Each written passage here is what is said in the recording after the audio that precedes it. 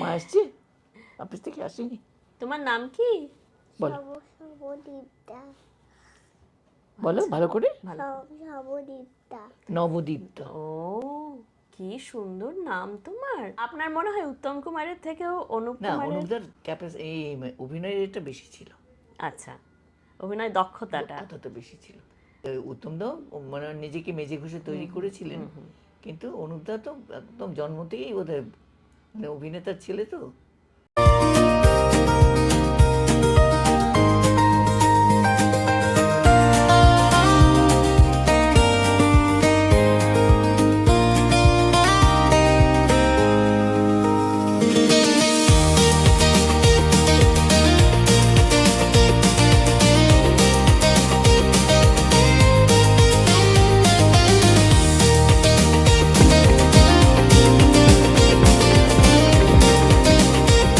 Welcome to Sharmila show house. আমাদের show হাউসে অনেক দিন ধরে ভাবছিলাম যে যারা বাংলা ছবির ইতিহাসে অনেক কিছু যোগ করে গেছেন, নিজেদের কীর্তিকলাপ স্বর্ণাক্ষরে লিখে যেতে পেরেছেন বলেই আজকে আমরা বাংলা ছবির এই বিপুল চেহারাটা দেখতে পাচ্ছি। সেরকম ব্যক্তিত্বদের শর্মিলা শো হাউস এবং AIIR এর তরফ থেকে লিভিং উইথ দ্য লেজেন্ডস এই অনুষ্ঠান আমি প্রথম পর্ব চালু করছি। আর এই প্রথম পর্বে এরকম একটা সন্ধিক্ষণে আমার সঙ্গে লিলি চক্রবর্তী, আধফোটা লিলি, প্রস্ফুটিতা লিলি এবং লিলিদি, যিনি আমাদের মনের মধ্যে হাসি মুখ সব সময় ফুটিয়ে তোলেন। লিলিদি, ওয়েলকাম। নমস্কার। আর যেটা আমি লিলিদির বাড়িতে আসতে গিয়েই বলছিলাম যে লিলিদির ওই ছবিটার হাসি যেরকম, সেই একই রকম হাসি ওর ধরা আছে। একই রকম থাকে নাকি? সত্যি একরকম আছে। তো আমি আজকে এই অবসরে আপনাকে যখন পেলাম, বহুদিন বাদে আসলে আপনার সঙ্গে আমার একটা ইন্টারভিউয়ের সুযোগ হয়েছে। এবং আজকের দিনে দাঁড়িয়ে আমরা যখন স্মৃতিচারণ করি, ব্ল্যাক অ্যান্ড হোয়াইট ছবির মধ্যেই এত রং ছিল যে আমাদের মনটা রঙিন হয়ে যেত। তো আমি যেটা প্রথমেই শুরু করব হচ্ছে আপনার ভানু পেল লটারি থেকে, যে আপনার লটারিটা লাগলো কি করে? আমার লটারিটা, আমি তখন এই অফিস ক্লাবে অভিনয় করতাম। বাবার খুব অবস্থা খারাপ ছিল আমরা ঢাকার থেকে আসার পর থেকে। তো আমার মেজদি ওই মানে ক্লাবে সমস্ত অভিনয় করে বাবাকে সাহায্য করতো। তো আমি একদিন মেজদির সঙ্গে রিহার্সাল দেখতে গিয়েছিলাম। মানে ছোটবেলা থেকে আমার খুব মানে অভিনয় করার এই ইচ্ছেটা ছিল ভেতরে। কেন, যখন আমি তো বড় হয়েছি মধ্যপ্রদেশে, জন্ম হয়েছে ঢাকায়। মধ্যপ্রদেশে আমার বড় মামা থাকতেন। আমরা কলকাতায় আসার পর বড় মামা বললেন এখানে চলে এসো। তখন আমার 5 বছর বয়স। ওখানে যখন গেছি তখন 6 বছর বয়স হয়েছে। 1 বছর এখানে ছিলাম কলকাতায়। তারপরে আমরা অনেক ভাই বোন ছিলাম। মা সমস্ত ভাই বোনেদের দিয়ে, আর যে কজন মধ্যপ্রদেশে সব তো বাঙালি, যে কজন বাঙালি বাচ্চা বাচ্চা ছেলে মেয়ে ছিল তাদের দিয়ে ওই রবীন্দ্র জয়ন্তী বা সরস্বতী পুজো, কালী পুজো, সেই সমস্ত অনুষ্ঠানে এই বাংলা নাটক টাটক করাতেন। মার খুব ওই সমস্ত ছিল ভেতরে। তো আমাকে মেন ক্যারেক্টারগুলো দেওয়া হতো। আমার এই মানে আমার ভেতরে এইগুলো দেখে মা বুঝতেন যে ওর বেশি ইচ্ছে আছে অভিনয় করার, সেই জন্য আমাকে মেন ক্যারেক্টারগুলো দেওয়া হতো। আর আমি করতামও সেগুলো, মানে নর্মালি করতাম। তো সেইটা সকলের খুব ভালো লাগতো। তো ওইভাবে অভিনয়ের প্রতি একটা আলাদা মানে ভালোবাসা জন্মে গিয়েছিল। কলকাতায় আসার পর মেজদি বাবাকে সাহায্য করছিল, তা আমিও বললাম যে আমিও তোমার সঙ্গে যাই। একদিন রিহার্সালে গিয়েছিলাম, আমাকে ডিরেক্টর বললো, আমি হাঁ করে রিহার্সাল দেখছি। ওরকম মানে ব্ল্যান্ড ভার্স আমি কোনোদিন শুনিনি। মেঘনাদ বধ কাব্য হচ্ছিল। আচ্ছা, তো সেই রিহার্সাল দেখছি, বাবা, সে তো মানে আমি তো একদম অবাক হয়ে গেছি। আমি তো মধ্যপ্রদেশে দেখেছি, ওরকম নাটক টাটক কোনোদিন দেখিনি। আমি হাঁ করে দেখছি, আমাকে দেখে ডিরেক্টর বলছে, খুকি তুমি একটা রোল করে দেবে আমাকে। আমি তখন ছোট, ওই 18-19 বছর বয়স। আমাকে খুকি বলেছে, আমার খুব রাগ হয়েছে। আমি আচ্ছা দেখি করে দেবো। তারপরে আমার মেজদি বলে তুমি দুম করে দেবো বললে, বাবাকে জিজ্ঞাসা করলে না, মাকে জিজ্ঞাসা করলে না। আমরা করি না, তুমি তো করছো, তোমার সঙ্গে গিয়ে একটা রোল করে দিই। তো একটা চরিত্র করে দিয়েছিলাম মেঘনাদ বধ কাব্যে, রতির একটা চরিত্র ছিল। আচ্ছা। তো সেটা নিউ এম্পায়ারে হয়েছিল, মর্নিং শো হতো, সেসব ক্লাবের শোগুলো মর্নিং শো হতো। তো সেইখানে কিছু অফিস ক্লাবের লোকেরা দেখতে আসতো। রোববার ছুটির দিনে মর্নিং শো হলে ওরা আসতো, এসে আমাকে এসে অফার দিল যে আপনি আমাদের অফিস ক্লাবে অভিনয় করবেন। আমি দেখলাম মেজদি তো করে, আমি বাবাকে বললাম বাবা আমিও তোমাকে হেল্প করব, মেজদি তো করছে আমিও করি। আর পড়াশোনা করতে এসেছিলাম নাগপুর থেকে, মানে ওখানে বড় মামার কাছে থাকতাম। সেই রিহার্সাল দিতে গিয়ে একজন ডিরেক্টর, কুণাল মুখার্জি, আচ্ছা কনক মুখার্জির ভাই, আচ্ছা আচ্ছা যে ওই ভানুপেল লটারির ওখানে পাঠিয়ে দিয়েছে আমাকে। বাবা তুই তো রাস্তাঘাট চিনিস না, টালিগঞ্জের রাধা ফিল্ম স্টুডিও, আগে যেটা এখন বোধহয় ওই দূরদর্শনের একটা কি ইয়ে হয়েছিল আগে, সেখানে সেখানে শুটিং হতো আগে, আচ্ছা অনেক ছবি শুটিং করেছি ওখানে। তো সেখানে গিয়ে বসিয়ে বাবা বললো, আমাকে এসে দেখলো, বলে আচ্ছা ঠিক আছে আজকেই শুটিং হবে কিন্তু। হ্যাঁ আমাকে কনকদারি এসে দেখে বলে গেল। আমি বাবাকে বললাম বাবা আজকেই বলছি শুটিং হবে, বিকেলবেলা 4টের সময় গেছি। হ্যাঁ হ্যাঁ বলছি একটাই সিন আছে, হয়তো রাত্রির হয়ে যেতে পারে, 10টা 11টা হয়ে যেতে পারে।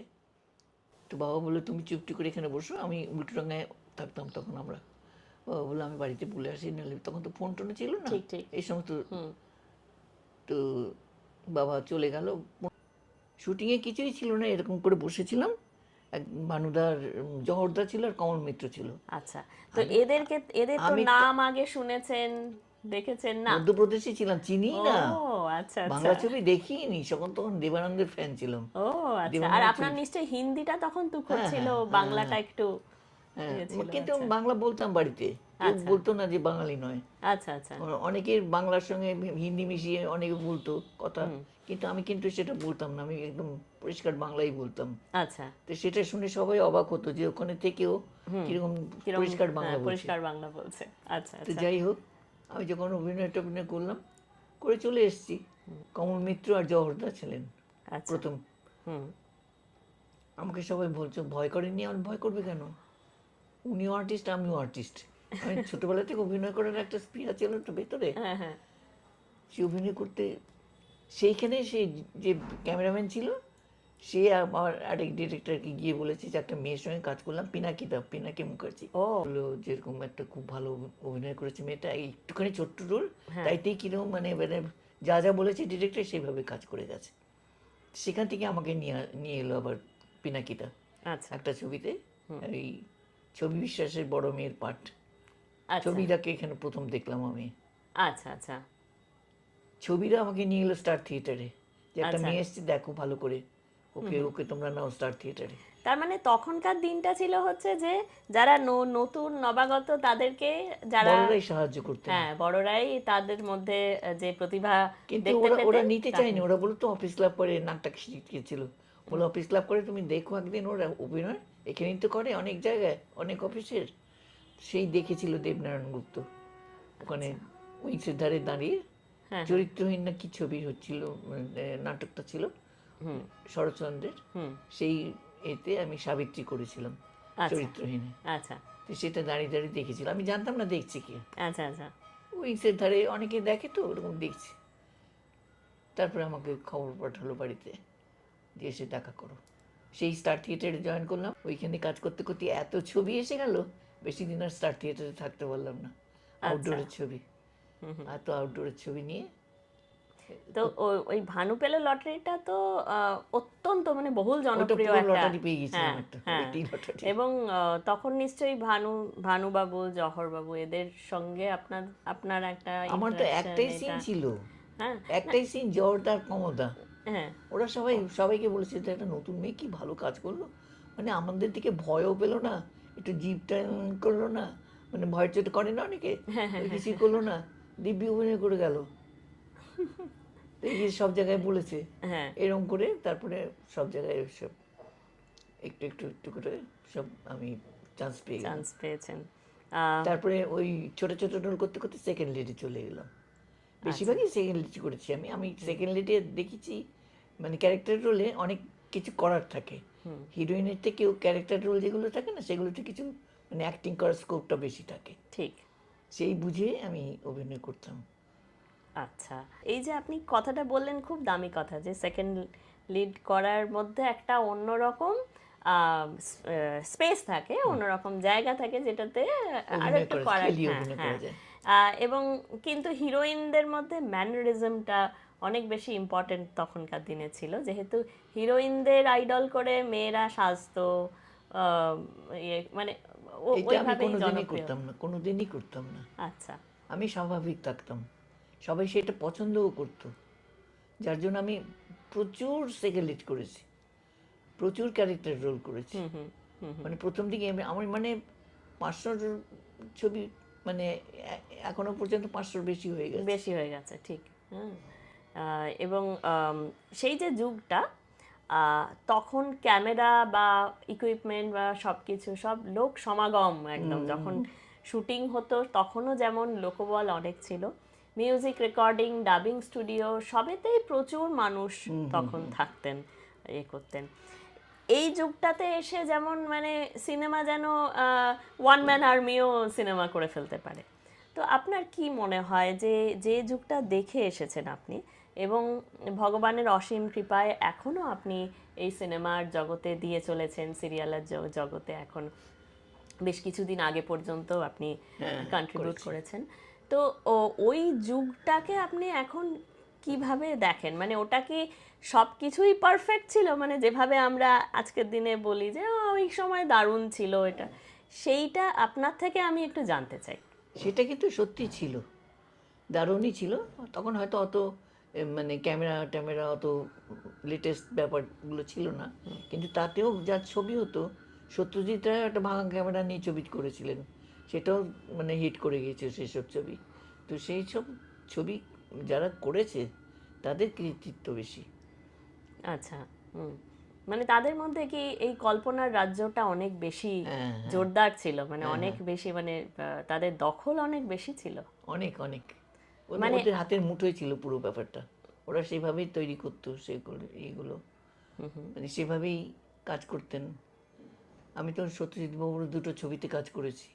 প্রথমে জনরণ্য করলাম, তখন একটা থিয়েটার করছিলাম বিশ্বরূপাতে না কোথায়। আমাকে হঠাৎ একদিন ফোন এসছে, রাত্রিবেলা ডবল শো করে এসছি, ফোন এসছে জনরণ্যর জন্য ফোন করেছিলেন। তো আমি রাত্রিবেলা অত রাতের ফোন ডবল শো করে এসেছি, তখন আর যাইনি, দোতলায় ফোন ছিল, এর কানেকশন ছিল না নিচে কোনো। তো প্রথমবার ধরিনি, দ্বিতীয়বার বেজেছে তখন ধরেছি গিয়ে। তখন এক ভদ্রলোক বললেন যে এরকম মানিকবাবু আপনার সঙ্গে কথা বলবে। আমি প্রথম মানিকবাবু বুঝতে পারিনি, তারপর যখন সত্যিটা আমি তখন মানে কথা বলবো কি, আমার কেন মুখটা হচ্ছে। তারপর বলে যে তোমাকে অনেকদিন দেখিনি, তুমি একবার আসবে আমার বাড়িতে, আমি একটু দেখবো তোমাকে, আমি একটা ছবি করব, তোমাকে দরকার আমার। সেই জনরণ্যতে বৌদির রোলটা করেছিলাম আমি। খুব সুন্দর করেছিলেন, খুব খুব ভালো সুন্দর। অভিনয় হয়েছে, মানে রোলটাও খুব ভালো ছিল। খুব কমলা বৌদি দুটো বৌদিকে মিলিয়ে একটা বৌদি করেছিল, আর সেটা উনি বলেছিলেন যে দুটো বলেছিলেন, বৌদিকে মিলিয়ে একটা বৌদি করেছি, ওটা তুমি করবে। তো ওই যে ওর ওর বিশপ লেফরয় রোডের বাড়িতে যাওয়া তখন না, আগে তখন বিশপ লিপ রোডে ছিলেন না, গড়পাড়ে। গড়পাড়ে ছিলেন, আচ্ছা ওই আচ্ছা সৌমিত্রদার বাড়ির ঠিক উল্টো দিকে বাড়িটাতে ছিলেন। আচ্ছা। সেখানে গিয়েছিলাম জনরণ্যর সময়, আর বিশপ লিপ রোডে গিয়েছিলাম শাখা প্রশাখার সময়। তখন উনি আরেকবার দেখতে চেয়েছিলেন, যে সবাই বলছে তুমি মোটা হয়ে গেছো, আমি একটু দেখতে চাই। আমি গেলাম, একটা রিহার্সাল ছিল, গণেশদাকে বললাম আমি একটু যাচ্ছি, একটু কাজে, বলে জানি জানি সত্যজিৎ রায়ের কাছে যাচ্ছে। আমি বললাম না, তা নয়, মানে উনি ডেকে পাঠিয়েছে দেখবেন বলে। আমাকে দেখে বলছে না না, মোটা হয়নি তো, ঠিকই আছে, আমার বাড়ির বড় বউ এরকম চলবে, এরকমই চলবে। ব্যাস সেই সেকেন্ড বৌদি আবার বাবুর একটা ছবি শুটিং হচ্ছিল, বলে তোমার বৌদি তোমাকে একটু বসতে বলেছে, বলেছে ওকে অনেকদিন দেখিনি, ওকে বসতে বলবে, আমি এসে ওর সঙ্গে দেখা করবো। আমি বসেছিলাম খানিকক্ষণ, বৌদি এলো, খুব গল্প টল্প করলো, খাওয়ালো টাওয়ালো, এইসব। তো তখন তো এই যে চরিত্রায়ন আপনাকে দেখে চিন্তা করে হচ্ছে, মানে এটা তো একটা খুব বড় ব্যাপার। বহু পরিচালকের সঙ্গে কাজ করেছেন সেই সময়কার। হ্যাঁ হ্যাঁ, তখন সিনহা, হ্যাঁ। অজয় কর, সত্যজিৎ রায়, তরুণ মজুমদার পরে লাস্টের দিকে, মানে প্রত্যেকের সঙ্গেই কাজ করেছি আমি। হ্যাঁ, এই যে এই রূপরেখাটা সম্পূর্ণ, মানে আপনার কোথাও খালি না নেই, না, কোনো কোনো জায়গায় আমার খালি নেই কোনো আসলে। আক্ষেপও নেই, আমি জানি প্রত্যেকের সঙ্গে আমি কাজ করেছি। মানে এর থেকে পূর্ণ জীবন আর হয় না, সেটাই। এবং আরও একটা ব্যাপারে আমি বলবো আপনার পূর্ণতা আছে, সেটা হচ্ছে 1947 সালে আমাদের ভারত স্বাধীন হয়, আপনার জন্ম 1941। সবাই আপনার আনন্দ কি করছে। স্মৃতি আছে ওই ওইটুকুনি 6 বছর বয়সে সবাই হই হই করছে, আমরাও হই হই করছি। বড় হয়ে বুঝলাম যে দেশ স্বাধীন মানে কি। হই হই মানে কি, আপনাদের কি পতাকা হাতে দিয়েছিল ছোট বাচ্চাদের বা না না, এরকম কিছু হয়েছিল? মধ্যপ্রদেশ তো ওখানে সেরকম ছিল না। ওখানে সবাই আনন্দ করছে, একটু গান বাজনা হচ্ছে, মা একটুখানি গান মানে এই সমস্ত দেশাত্মবোধক সাংস্কৃতিক গান। একটু পছন্দ করতেন, সাংস্কৃতিক ব্যাপারটা মার ভেতরে ছিল ছোটবেলা থেকেই মার। তো মা সবাইকে দিয়ে ছোট ছোট বাচ্চাদের দিয়ে নাটক টাটক করাতো, এই করতো, সেসব আনন্দ হই হুল্লোড় হলো, মিষ্টি খাওয়ানো হলো, বাড়িতে মিষ্টি তৈরি করতো, তখন তো ওখানে মিষ্টিও পাওয়া যেত না, মিষ্টির দোকানও নেই, ওই লাড্ডু ফাড্ডু পাওয়া যেত আচ্ছা আচ্ছা। মধ্যপ্রদেশে। তো বাড়িতে মিষ্টি তৈরি করে সবাইকে মিষ্টি খাওয়ানো হলো, আনন্দ হলো, হই হই হলো, আমরাও আনন্দ করলাম। বাহ। এবং আপনার প্রথম ছবি বোধহয় আপনি তখন 17 বছর, 17-18 বছর, 18 বছর বয়স। 17-18 বছর, মানে একদম সঠিক টাইমে এই সময়ই আসলে এন্ট্রি করা উচিত, তা আপনার এন্ট্রিটাও হয়ে গেল ঠিক। তো বাকি 10টা বছরে আপনার মোটামুটি ছবির সংখ্যা 25-30 তো হ্যাঁ, বটেই। সে তো হবে। তো এই সময় যে আপনার যে সিনেমার জগৎটা, এখানে আপনি কিভাবে সার্ভাইভ করলেন? মানে তখন তো বেশ মধ্য গগনের তখন জল করছেন তারকারা, মানে সুচিত্রা, সুপ্রিয়া দেবী, সাবিত্রী, আরও মানে তারা সব উত্তম নক্ষত্রের আশেপাশে সবাই। হ্যাঁ হ্যাঁ, আচ্ছা। তো আমি কিন্তু আপনার কখনো, মানে আমি ধরেই নিলাম যে আপনি সেকেন্ড লিড করেছেন, কখনো লিড রোল করেছেন, কিন্তু সেটা তখন মনে হতো না যে আমি ঠিক আমার একদম মনে হতো না, কারণ আমার মনে হতো আমি যেটা অভিনয় করব সেটাই লোককে ভালো ভালো লাগাতে পারবো, যেটুকুন করব সেটা দিয়েই লোকে ভালোবাসবে, কিন্তু সেই ভালোবাসাটাও পেয়েছি আমি। আচ্ছা আচ্ছা। আর আমার তার জন্য আমি ছোট্ট টোল হলেও করেছি। কিন্তু আপনাকে বাদ দিয়ে দেওয়ার ঘটনাও হয়েছে, আমি কিছু কিছু ইন্টারভিউতে দেখেছিলাম যে হ্যাঁ, সে হয়েছে, সে আমি কিছু মাইন্ড করিনি, আমি জানি ওদের হাতে আছে, ওরা নিয়েছে, আমার যখন সুযোগ আসবে আমি পেয়ে যাব। কিন্তু সেই সুযোগ কি এসেছিল নাকি? এসেছিল কিনা আমি অতটা খেয়াল করে দেখিনি, তবে আমি এখনো পর্যন্ত যা পেয়েছি মনে হচ্ছে ওদের থেকে অনেক বেশি পেয়েছি। আচ্ছা। মানে ডিস্ট্রিবিউটরের বাড়িতে অফিসে চলে যাচ্ছে, বলেছে এই রোলটা আমাকে দাও, তো বলছে না, লিলিদির সঙ্গে কথা হচ্ছে, বলে আর লিলি যা টাকা নেবে আমিও তাই নেবো, তুমি আমাকে দাও, এরকম। এর নামটা উল্লেখ করো না তুমি, এটা সাগরী ভাববে যে। আচ্ছা আচ্ছা। আমি তো জানতাম না, ওরাই আমাকে গল্প করেছে।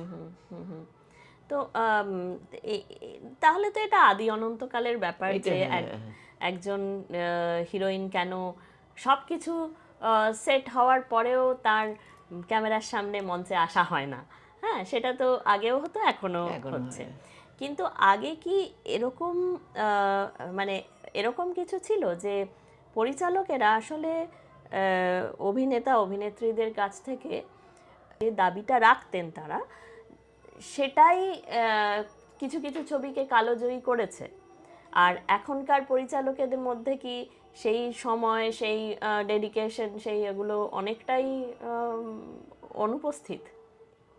না, এখনকার পরিচালকেরা কোন অন্য কার সঙ্গে কিরকম করে জানি না, কেন আমার সঙ্গে যখন কাজ করে, হ্যাঁ, আমার যেটুকুন দরকার সেটুকুন বলে, সেটুকুন করে দিই, সেটাই ওদের পছন্দ হয়। কিন্তু আমি আগেকার পরিচালকদের সঙ্গে কাজ করেছি, তারা কখনো আমাকে উল্টোপাল্টা কোনো কিছু বলেননি। আচ্ছা। মানে ওরা জানতেন যে এই মেয়েটা টেটি আছে, একটু মানে ঠিক মতন যতটুকুন হবে সেটুকুনই করবে। আগে যে বাণিজ্যিক ছবির পরিচালকেরা, মানে অজয় কর, মানে বহু বহু ছবি, ওই অজয়দার অনেকগুলো ছবি আমি করেছি। একটা ছবির জন্য ফোন করলেন উনি, তখন আমি বম্বে চলে যাচ্ছি, সেটা আর করতে পারিনি। ওনার সঙ্গে তখন বলে খুব ইচ্ছে ছিল তোমাকে দিয়ে করাবো।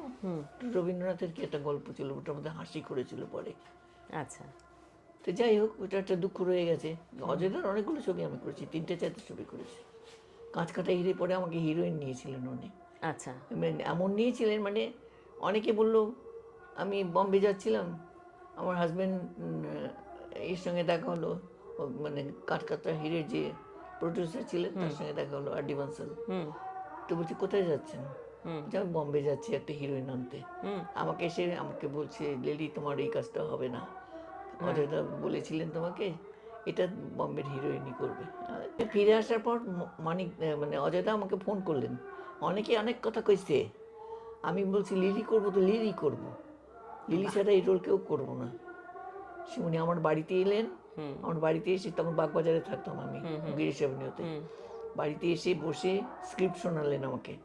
এটা যে আমার কত বড় পাওয়া, অজয়কর আমার বাড়িতে বসে স্ক্রিপ্ট শুনিয়েছেন, পুরো স্ক্রিপ্টটা।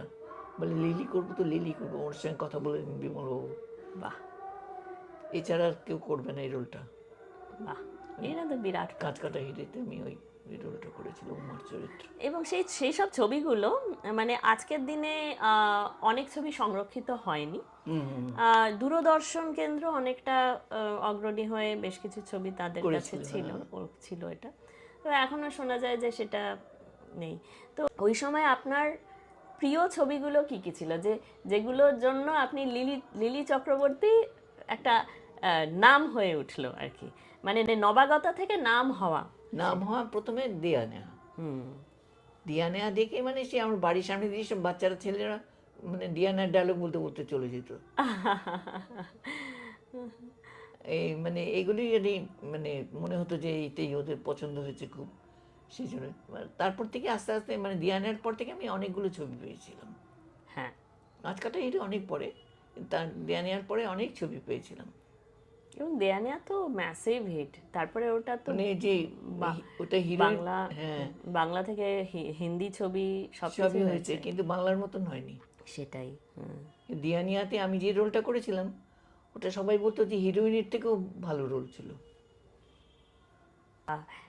অনুপ কুমারের সঙ্গে আপনার খুবই ভালো সম্পর্ক এবং সর্বাধিক ছবি বোধহয় ওর সঙ্গে অনেক ছবি করেছি। তো অনুপ কুমার অভিনেতা হিসেবে কিন্তু অনেকে বলেন, মানে আমি ঠিক ভুল জানি না, যে কোনো চরিত্রে উনি একটা আলাদা মাত্রা যোগ করতে পারতেন, শুধু না উনি নিজের স্বাক্ষরটাও রাখতে পারতেন। মানে যেটা হয়তো উত্তম কুমারেরও অত ছিল, উত্তম কুমার নিজস্ব একটা মানে নিজে একটা এত বড় আইকন হয়ে গেছেন বলে সব চরিত্রে যে উত্তম কুমারকে মানাতো তা নয়। কিন্তু অনুপ কুমারের বিষয়টা ছিল যে কোনো চরিত্রে উনি যেন ঢুকে গিয়ে অন্য মানে চরিত্রটাই হয়ে যেতেন। আপনার মনে হয় উত্তম কুমারের থেকেও অনুপ কুমারের এই অভিনয়ের এটা বেশি ছিল? আচ্ছা, অভিনয় দক্ষতাটা বেশি ছিল।